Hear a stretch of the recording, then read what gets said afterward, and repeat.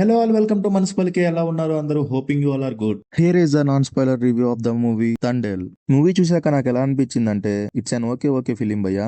It's a film by Chandu Mondeti అని చెప్పడం కన్నా it's a film by rock star DSP అని చెప్పొచ్చు. Without DSP Thandel movie is nothing. Coming to positives of the movie, ఈ మూవీకి అన్ని లవ్ స్టోరీస్ లాగా రొటీన్ గా ఉండదు. స్టోరీ లైన్ అనేది స్టోరీ లైన్ చాలా డిఫరెంట్ గా ఉంటుంది ఈ మూవీకి. ఆ స్టోరీ లైన్ ని ఎంత బాగా వాడుకుంటే మూవీని అంత బాగా తీయొచ్చు. Coming to performances of the movie, Thandel రాజుగా చేసిన నాగ చైతన్య గారు చాలా బాగా యాక్టింగ్ చేశారు. ఆయన బాడీ ట్రాన్స్ఫర్మేషన్ గానీ, ఆయన మాట్లాడిన యాస కానీ ఆ రీజియన్ కి బాగా సెట్ అయింది.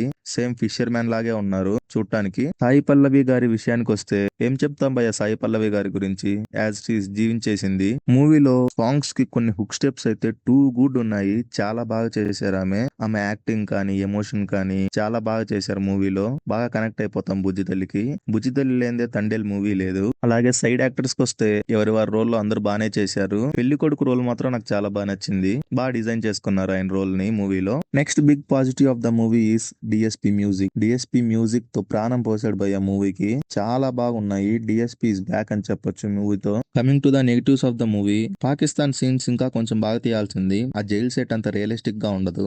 Next negative of the movie is direction. Chandu Mondeti గారు డైరెక్షన్ అంత బాగా చేయలేదని అనిపించింది నాకు. అలాగే సాయి పల్లవి గారిని కూడా ఇంకొంచెం యూజ్ చేసుకోవాలనిపించింది. ఆమె రీసెంట్ మూవీస్ అయిన అమరన్ చూసుకుంటే ఆమె యాక్టింగ్ పీక్స్ లో ఉంటుంది.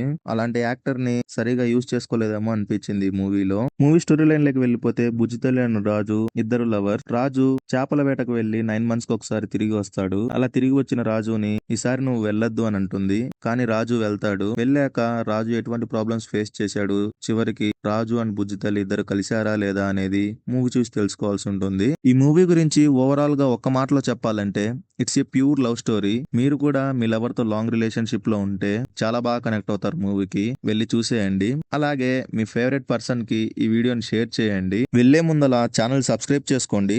1000 సబ్స్క్రైబర్స్ కి చాలా దగ్గరగా ఉన్నాము. మీరు సబ్స్క్రైబ్ చేసుకుని ఇలాగే సపోర్ట్ చేస్తారని కోరుకుంటున్నాను. వీడియో ఎలా అనిపించిందో కామెంట్ చేయండి. వీడియో నచ్చితే please like, share and subscribe. మరో మంచి వీడియోతో మీ ముందుంటా.